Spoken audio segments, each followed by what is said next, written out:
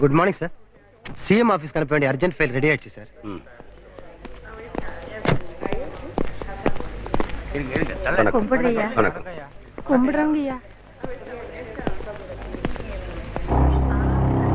ஒரு 10 நிமிஷம் இருங்க. உங்க எல்லாருடைய குறைகளை கேட்டுத்தான் நான் அனுப்புவேன். பார்த்தா நல்லவன் மாதிரி தெரியறானே. அதிகாரிகளை நல்லவனே இருக்க முடியாது. சார் இதுதான் சார் நீங்க தேடி எடுக்க சொன்ன முதியோர் உதவித்தொகை சம்பந்தப்பட்ட ஃபைல். இந்தாங்க சார்.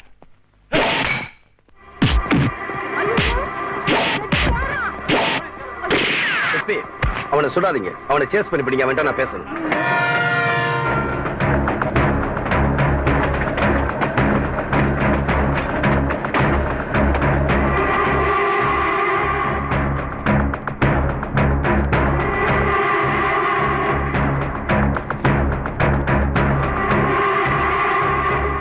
அண்ணே, நம்ம ஆளுங்களை பிடிக்க வந்த போலீஸ் எல்லாத்தையும் புடிச்சு கட்டி வச்சாச்சு.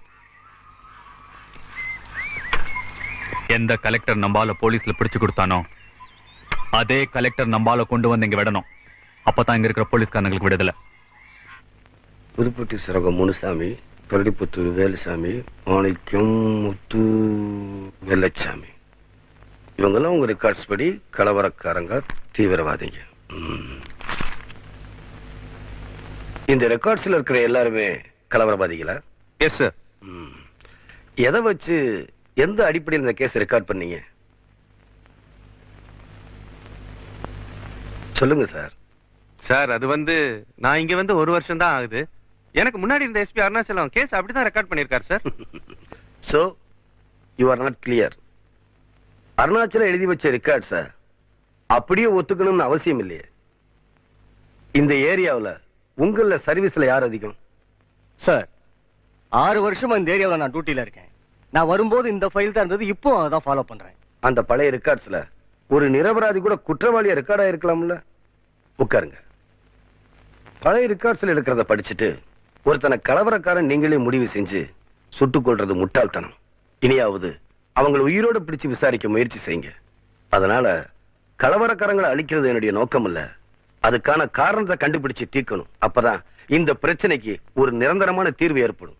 சார் இவ்வளவு பேசுறீங்களே, உங்களை வெட்ட வந்தானே கலவரக்காரன், அவனை பிடிக்க போன போலீஸ அந்த மேலகாட்டு பொதுஜனங்கள்லாம் பிடிச்சு கட்டி வச்சிருக்காங்களாம். எந்த கலெக்டர் நம்பால போலீஸ்ல பிடிச்சு கொடுத்தானோ அதே கலெக்டர் நம்பால கொண்டு வந்து இங்க விடணும். அப்பதான் இங்க இருக்கிற போலீஸ்காரங்களுக்கு விடுதலை.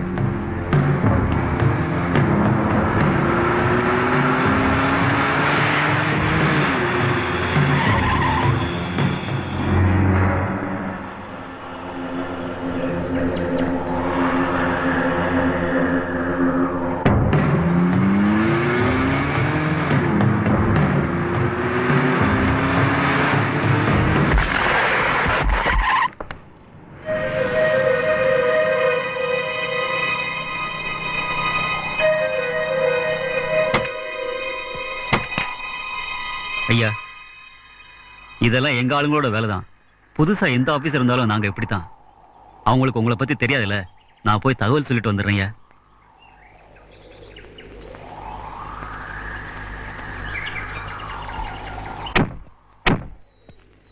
ஐயா, நீங்க வண்டியிலே பத்திரமா இருங்க. நான் போய் எங்க தலைவரை கூட்டி வந்துடுறேன்.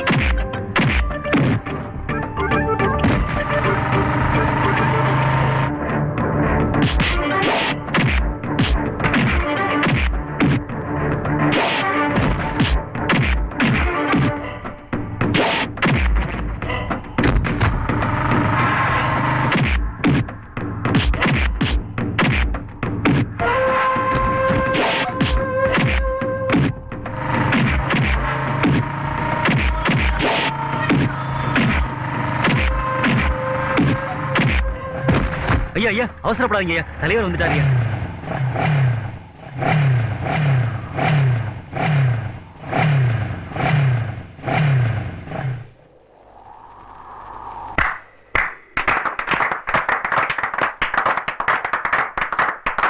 கலெக்டர் சார், நான் நினைச்சது சரியா போச்சு. நீங்க ஒரு சாதாரண அதிகார வர்க்கத்தை சேர்ந்தவரா இருப்பீங்க நான் நினைச்சேன். ஆனா நீங்க ஒரு தைரியமான விவசாய குடும்பத்தை சேர்ந்தவர் நிரூபிச்சிட்டீங்க. நீங்க ஒரு நல்ல அதிகாரிங்கிறத மக்கள் மத்தியிலிருந்து நான் தெரிஞ்சுக்கிட்டேன். இப்ப நான் உங்ககிட்ட பல உண்மைகளை சொல்லி ஆகணும். இன்னைக்கு நீங்க எங்களோட விருந்தாளி. கலெக்டர் சார், போலீஸை நாங்க ஏன் பிடிச்சு கட்டி வச்சோம்? எங்களை பிடிக்க வந்தவங்க எங்க பொண்ணுங்க மேல கை வச்சாங்க. அதனாலதான்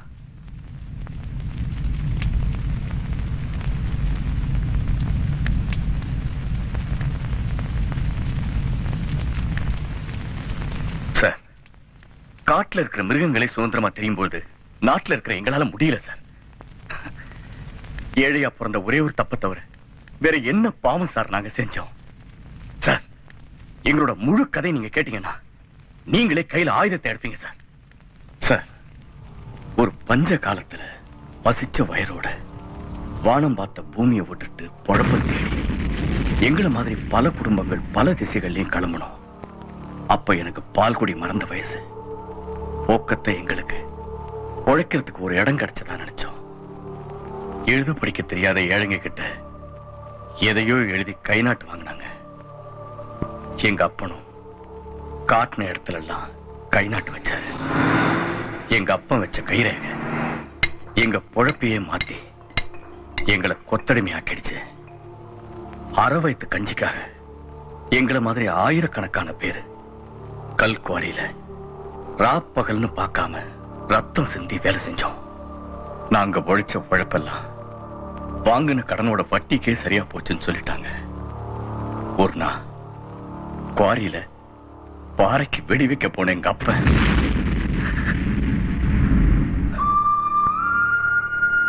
கொஞ்ச நாள் கழிஞ்ச பிறகுதான் எங்களுக்கே தெரிஞ்சது அவன் எங்களுக்கு கொடுத்தது கூலி இல்ல, கடன். அந்த கடனுக்கு வட்டி தான் எங்க உழைப்புன்னு தெரிஞ்சது. எங்க அப்பம் பட்ட கடனை அடைக்கிறதுக்காக எங்க ஆத்தா கை நாட்டு வச்சா. கடன் அடைச்சு எங்களை மீட்கிறதுக்காக ராத்திரி பகலா கஷ்டப்பட்ட. ஆனா கடன் அடையறதுக்கு முன்னாடியே அவ ஆயுசு முடிஞ்சு போச்சு. அந்த பழைய கடனை அடைக்கிறதுக்காக அடுத்து நான் கை நாட்டு வச்சேன். காலம் தான் கழிஞ்சதே தவிர கடன் அடைஞ்ச படல.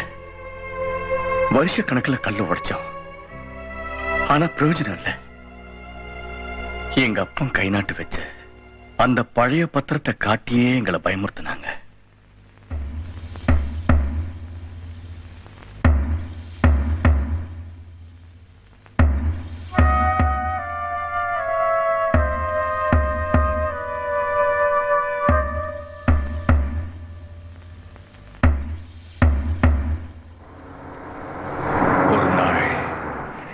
அந்த குவாரிக்கு சொந்தக்காரன் இன்னைக்கு எம்எல்ஏவா இருக்கானே வெடிமுத்து, அவனோட மகன் அயோக்கிய ராஸ்கல் அவன் அங்க வந்தான்.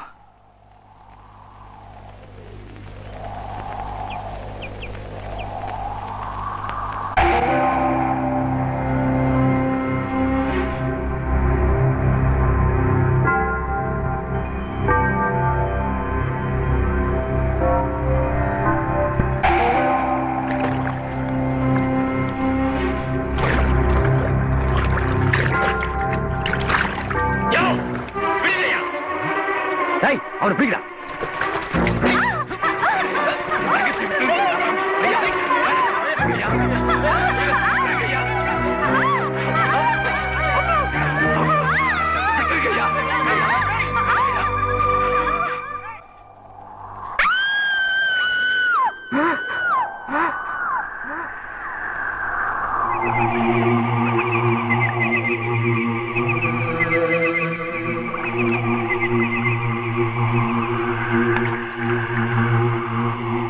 அதுக்கப்புறம் நானும் என்ன மாதிரி பாதிக்கப்பட்ட பல கொத்தடிமைகளும் ஒன்னா சேர்ந்து அங்கிருந்து தப்பிச்சு போய் மாட்டி இருக்கிற மத்தவங்களையும் மீட்டிடலான்னு ஒரு திட்டம் போட்டோம். அதுக்கான நேரம் வந்த அன்னைக்கு ஒரு நாள் நாங்க எல்லாம் அங்கிருந்து தப்பிச்சு வந்துட்டோம். நியாயம் கேட்டு போன எங்களை போலீஸ்காரங்க கொலைகாரங்கன்னு சொல்லி அடிச்சாங்க சார். அது மட்டும் இல்ல, போலீஸ் நீட் நேரத்துல எல்லாம் கையெழுத்து போட்டு எங்களை கலவரக்காரங்கன்னு முத்திர குத்தினாரு அன்னைக்கு இருந்த கலெக்டர்.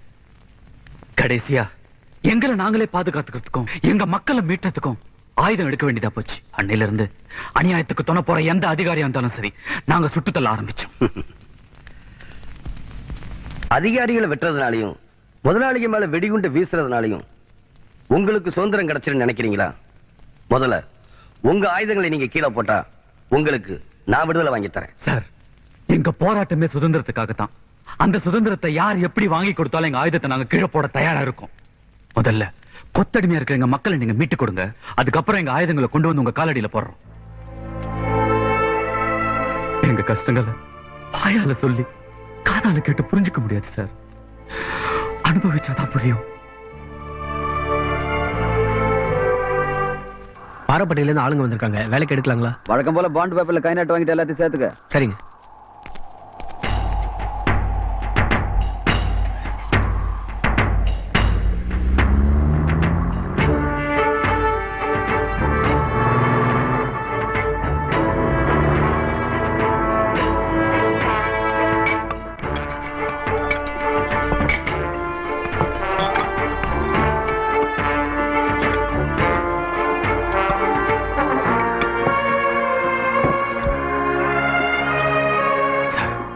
எங்க கஷ்டங்களை வாயால சொல்லி காதால கேட்டு புரிஞ்சுக்க முடியாது சார். அனுபவிச்சாதான் தெரியும்.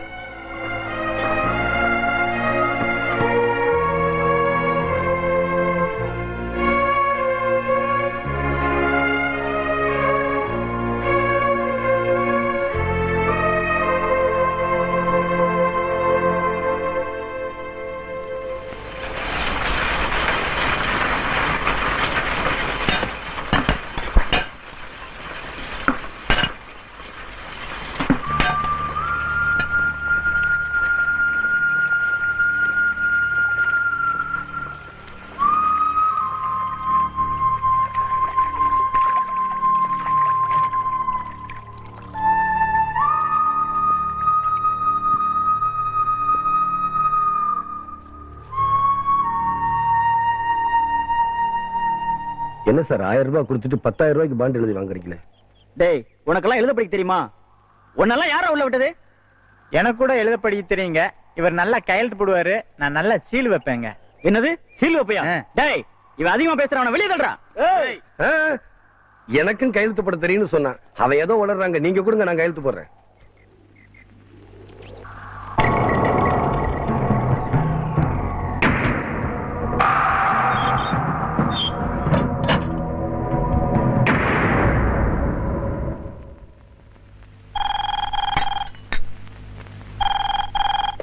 ஹலோ, என்னது? அப்படியா? என்னங்க, எங்க அப்பா எனக்கு சீக்கிரமா கொடுத்த நம்ம கோரிக்கை புது கலெக்டர் சீல் வச்சுட்டாராம். என்னது சீல் வச்சுட்டாங்க? ஆமாங்க. அப்பா கேட்டீங்களா அந்த புது கலெக்டர் வேலைய? என்னது ஊவும் சுத்த விவரம் கிட்ட ஆளா இருக்கீங்களே. அசம்பிளில தான் பொழுது போயில உட்கார்ந்து நகத்தை வெட்டிட்டு இருப்பீங்க. இப்ப இவ்வளவு நடந்ததுக்கு அப்புறமா பழத்தை வெட்டிட்டு இருக்கீங்க. வெடிமுத்துக்கு மகனா பிறந்துட்டு ஏன்டா வெத்து வெட்டுகளை கத்துற?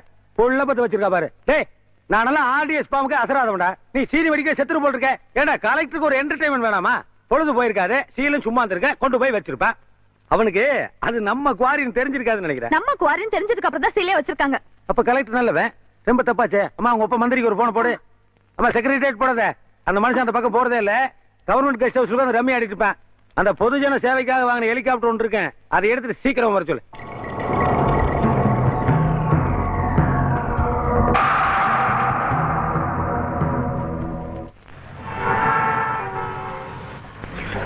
என்ன மிஸ்டர் ராஜாராம், போன வருஷம் நீங்க கலெக்டரா இருந்த சத்தியமூர்த்தி மாவட்டத்துல தமிழ்ச்செல்வன் கொத்தடிமைகளை விடுவிச்சிருக்காராமே?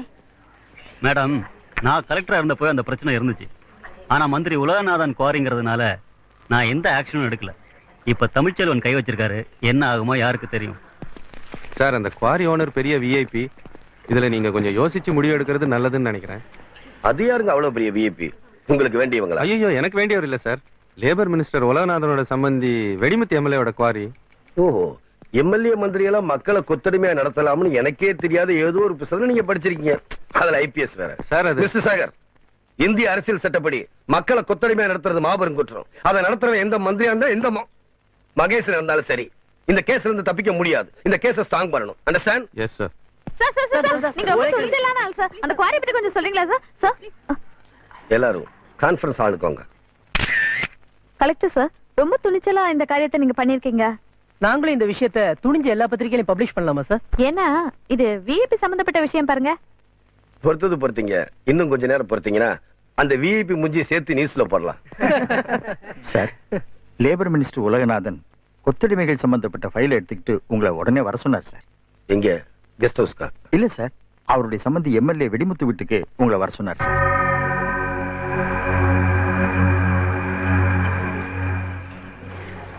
ஏமா இன்னும் ஏமா கண்ணை கத்திக்கிட்டு இருக்க? அதான் உங்க ஒப்பனை மந்திரி வேலையெல்லாம் போட்டு இங்க வந்திருக்காருல்ல. இத பாரு, அரசியல் வாழ்க்கையில் இதெல்லாம் சகஜம்மா. பொலிட்டீஷியன் இருந்தா போலீஸ்கார பிடிக்கிறதா, உள்ள கொண்டு போய் வைக்கிறதா. இப்ப என்னுடைய அரசியல் வாழ்க்கையில போலீஸ்காரன் பிடிக்காத புடியா, அடிக்காத அடியா. ஆனா உன் மாமியா எப்பவாவது கண்ணை கசக்கிருப்பாளா? கல்லு மாதிரி இருப்பா. ஏன் எங்க கல்யாணமே போலீஸ் ஸ்டேஷன் தான் நடந்தது.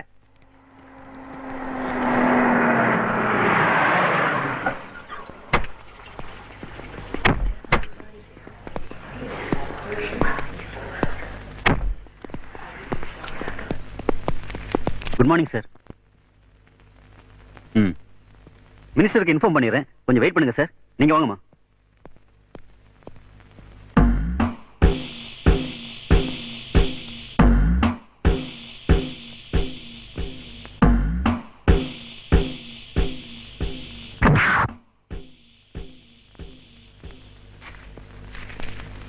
வரேன் தலைவரே.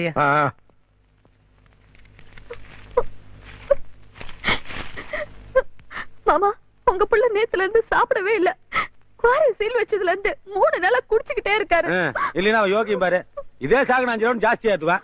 சம்பந்தி ஐபிஎஸ்னா சல்யூட் அடிக்கணும், ஐஏஎஸ்னா ஃபைல் பார்க்கணும். அதை விட்டு இந்த கலெக்டருக்கு ரைட் எல்லாம் போறான். நீ ஒரு லேபர் மினிஸ்டர், சல்லி பசங்கள வேலைக்கு வச்சுட்டு என்னைய கவர்மெண்ட் நடத்துறீங்க? அப்பா, அவர் மேல போலீஸ் கேஸ் கை வச்சா நான் தூக்குல தொங்கிடுவேன். நீ ஏமா தூக்குல தொங்கணும்? ஒரு மந்திரியோட மரும மேல குவாரி இருக்குன்னு தெரிஞ்ச பின்னாடி சீல் வச்சான் பாரு. நாய் நாய், அந்த கலெக்டர் பையன் தான் தூக்குல தொங்கணும். ஆமா, பத்திரிகையில போட்டோவோட நியூஸ் போட்டேன். இதுக்கு எத்தனை தடவை தூக்குல தொங்குறது பாரு. சார், சம்பந்தி படிச்சுட்டு கையெழுத்து போடுங்க. ஓ, இங்கிலீஷா தெரியாத, முயற்சியாவது பண்ணுங்க. இல்லைன்னா ஒரு நாளைக்கு ராஜினாமா கடிதம் எழுதி நீட்டிடுவேன். அப்புறம் மாரப்பன் கறி தான். யோ, அந்த கலெக்டர் எங்க இருக்கா? ஹாலில் வெயிட் பண்றாரு சார். வர சொல்லியா? Okay sir. யோ இல்லையா, வெளியிலேயே வெயிட் பண்ண சொல்லு. அவங்க ஆபீஸ் போனா நம்மள காக்க வைக்கிறானுங்கல்ல, இங்க காஞ்சானுங்கன்னா தான் நம்மளோட வெயிட் தெரியும். ஃபைல் மட்டும் வேண்டாம். Yes sir. ஏய் சார், எஸ்பி அங்க இருப்பான், அவனை மட்டும் வர சொல்லு. சார், மினிஸ்டர் பாண்டட் லேபர் சம்பந்தப்பட்ட ஃபைல்ஸ் எல்லாம் வாங்கிட்டு வர சொன்னார் சார். நானே கொண்டு வரேன். சாரி சார், ஃபைல்ஸ் மட்டும் தான் வாங்கிட்டு வர சொன்னார். நீங்க கொஞ்சம் வெயிட் பண்ணுங்க.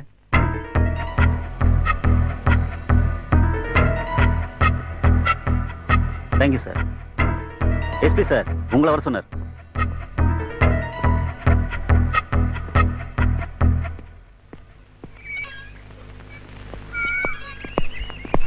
Good morning sir.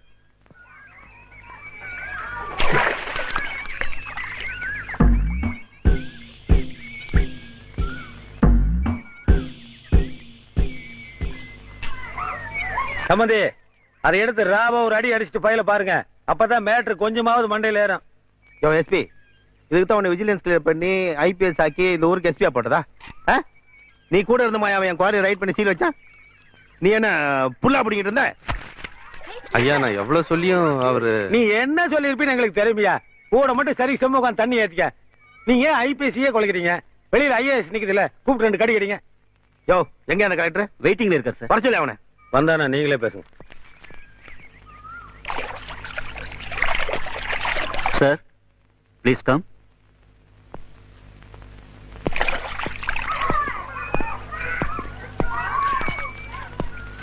வணக்கம் சார். உன் வணக்கத்தை தூக்கி குப்பையில போடு. ஏயா, கலெக்டர் தான் கடவுள்னு நினைப்பா? நான் யார் தெரியுமா? நீ சீல் வச்சு அந்த குவாரிக்கு சொந்தக்காரன் யாருன்னா தெரியுமா? அது நான் என் பொண்ணுக்கு கல்யாணத்துக்கு சீதனமா கொடுத்த குவாரி. அது தெரிஞ்சிருந்தும் அதை ரைடு பண்ணி சீல் வச்சிருக்கியே உன்னைய. குவாரி தொழிலாளர்களை குத்தடிமையா நடத்துறதுக்காக அந்த குவாரியை சீல் வச்சேன். எது கொத்தடிமையா? என்னையா வளர்ற நீ? 47 இந்தியாவுக்கு சுதந்திரம் கிடைச்சப்பவே கொத்தடிமையெல்லாம் போயிருச்சு ஐயா. என்னத்த படிச்ச நீ? ஏதோ கலெக்டரா வந்தியா, ஒழுங்கு மரியாதையா வேலையை பாத்தியா, ஏதோ சீசேப்பு குடும்ப கட்டுப்பாடு கூட்டத்தை விட்டுட்டு குவாரியை பிடிக்கிறேன் கொத்தடிமை பிடிக்கிறேன் அலையிறிய. என்ன நினைச்சிட்டு இருக்கு நீ மனசுல? தம்பி விடுங்க. அந்த ஃபைல் இருந்து எடுத்துக்கோங்க பேப்பரை. நீ என்ன சுத்த புரியாத ஆளா இருக்கிய? டெல்லிக்கு தெரிஞ்சா ஆட்சியை கழிச்சிருவாங்க. நீ என்ன ஆன்டி கம்பெனி வேலை பாக்குற? சரி உடுங்க சம்பந்தி, இதுக்கு போய் கோவப்பட்டு விட்டு செருப்புனா அப்படித்தான் கடிக்கத்தான் செய்யும். காலில் போட்டு 4 மிதி மிதிச்சோம்னா எல்லாம் சரியாயிரும்.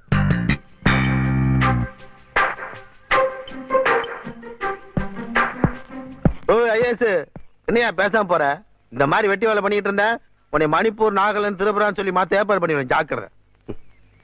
நீங்க இந்தியாவுல எந்த மொழியில தூக்கிப்பட்டாலும் நாங்க ஐஏஎஸ் தான்.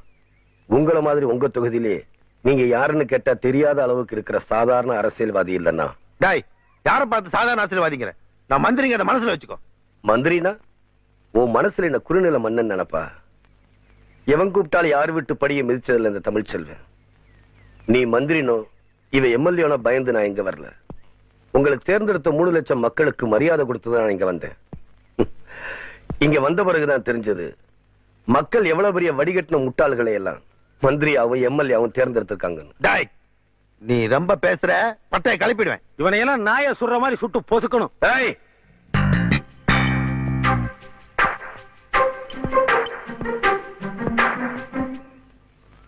இத பாருங்க, நீங்க அரசியலுக்கு வந்து மக்களுக்கு எதுவும் பெருசா கிழிச்சிடல. இந்த ஃபைல்களை தான் உங்களால கிழிக்க முடியும். இன்னும் கொஞ்சம் ஃபைல்கள் அனுப்புறேன், உட்கார்ந்து கிழிங்க. நீ உன் பொண்டாட்டி, பேரன், குழந்தைங்க எல்லாருமே உட்கார்ந்து கிழிங்க. கப்பல் விடுங்க, கட்டுமரம் விடுங்க. நீங்க கிழிச்ச நேரத்துக்கு மேல இடத்துல ஒரிஜினல் ரெக்கார்ட்ஸ் உங்க அப்பையும் பார்த்திருப்பான்.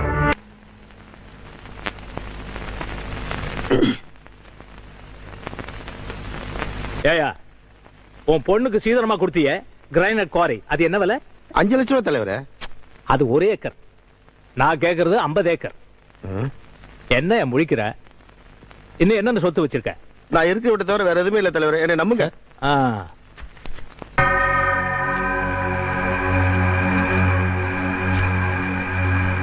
என்ன அது? யோ, தப்பு பண்ணியா நான் வேண்டான்னு சொல்ல. ஜனங்களுக்கு தெரியாத மாதிரி தப்பு பண்ணு, ஆனா எனக்கு தெரியாம தப்பு பண்ணாத. அது புரியுதா? சரி, போன போது அந்த ஒரு வீட்டை மட்டும் வச்சுக்கிட்டு பாக்கி இருக்கிற சொத்தெல்லாம் என் பொண்டாட்டி பிள்ளைங்களுக்கு எழுதி வச்சிரு.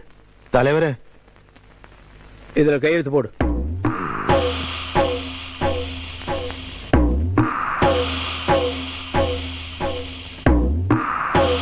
எல்லா பாண்டு பேப்பர்லயும் ஒண்ணு விடாம கையெழுத்து போடியா. இந்தா, இதுலயும் கையெழுத்து போடு. ஒரு ராஜினாமா கடிதம். தலைவா, யோ, எனக்கு எப்ப தேவையோ அப்ப நான் ஆக்ஷன் எடுத்துக்கிறேன். நீ முதல்ல கையெழுத்து போடு.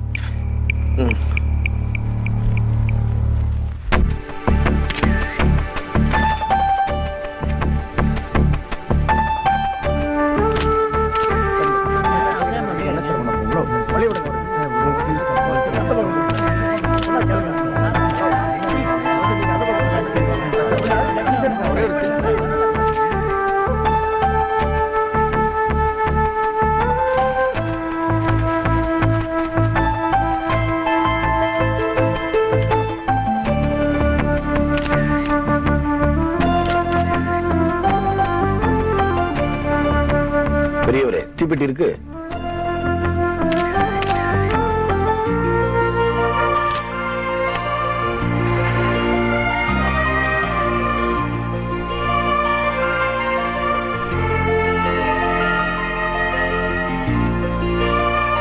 வாமா, வா. இத பிடிமா. பாப்பா, நீ பத்த வைக்க போற இந்த தீயில தான் இருண்ட சமுதாயத்துக்கே ஒளி வரப்போகுது.